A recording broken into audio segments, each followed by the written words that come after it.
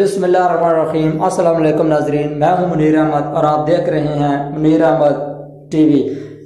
Video شروع کرنے سے پہلے نئے آنے والے ساتھیوں سے ریکویسٹ ہے کہ اگر آپ نے ہمارے چینل کو ابھی تک سبسکرائب نہیں کیا تو پلیز ہمارے چینل کو سبسکرائب کر لیں اور بیل آئیکن کو پریس کر لیں تاکہ آپ کو ہماری ہر نئی آنے والی ویڈیو کا نوٹیفیکیشن ملتا رہے۔ تنخواہ کو مہینے کی آخری تاریخ تک بچانے کا نسخہ۔ یہ واقعہ ایک سعودی نوجوان کا ہے۔ یہ اپنی زندگی سے مطمئن نہیں تھا۔ اس کی تنخواہ صرف 4000 ریال تھی۔ شادی شدہ ہونے کی وجہ سے اس کی اخراجات اس کی تنخواہ سے کہیں زیادہ تھے۔ مہینہ ختم ہونے سے پہلے ہی اس کی تنخواہ ختم ہو جاتی تھی اور اسے قرضہ بھی لینا پڑتا تھا۔ یوں وہ آہستہ آہستہ قرضوں کی دلدل میں ڈوبتا جا رہا تھا اور اس کا یقین بنتا جا رہا تھا کہ اب اس کی زندگی اسی حالت میں ہی گزرے گی۔ باوجود یہ کہ اس کی بیوی اس کے مالی حالات میں اس کا خیال رکھتی تھی، لیکن قرضوں کے بوجھ میں تو سانس لینا بھی دشوار ہوتا ہے۔ ایک دن وہ اپنے دوستوں کی مجلس میں گیا۔ وہاں اس دن ایک ایسا دوست بھی موجود تھا جو صابر رائے آدمی تھا اور اس نوجوان کا کہنا تھا کہ میں اپنے اس دوست کے مشورے کو قدر کی نگاہ سے دیکھتا تھا۔ کہنے لگا، میں نے اسے باتوں باتوں میں اپنی کہانی کہہ سنائی اور اپنی مالی مشکلات اس کے سامنے رکھ دیں۔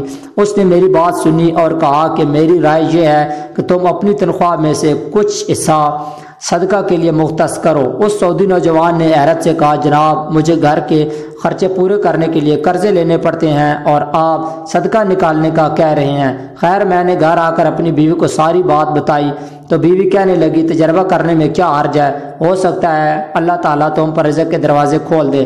کہتا ہے، میں نے ماہانہ 4000 ریال میں سے 30 ریال صدقہ کے لیے مختص کرنے کا ارادہ کیا اور مہینے کے آخر میں اسے ادا کرنا شروع کر دیا۔ سبحان اللہ، قسم کھا کر کہتا ہوں میری تو حالت ہی بدل گئی۔ کہاں میں ہر وقت مالی ٹینشنوں اور سوچوں میں رہتا تھا اور کہاں اب میری زندگی گویا پھول ہو گئی تھی۔ ہلکی پھلکی آسان قرضوں کے باوجود میں خود کو آزاد محسوس کرتا تھا۔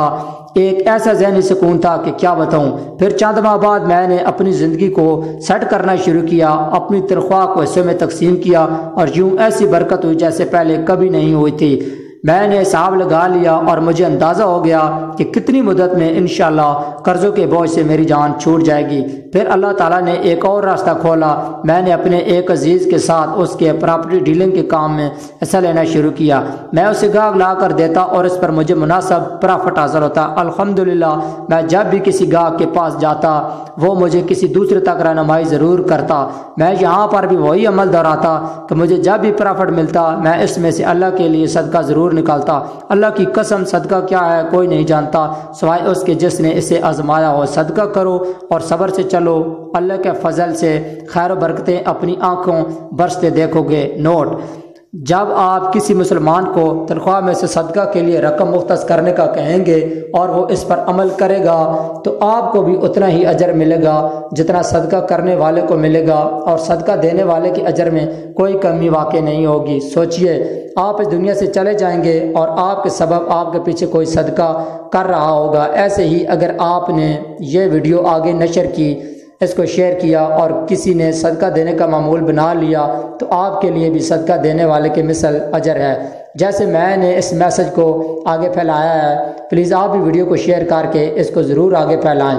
میرے عزیز، اگرچہ آپ طالب علم ہیں اور آپ کو لگا بندہ وظیفہ ملتا ہے تب بھی آپ تھوڑا بہت جتنا ہو جائے کچھ رقم صدقہ کے لیے ضرور مختص کریں۔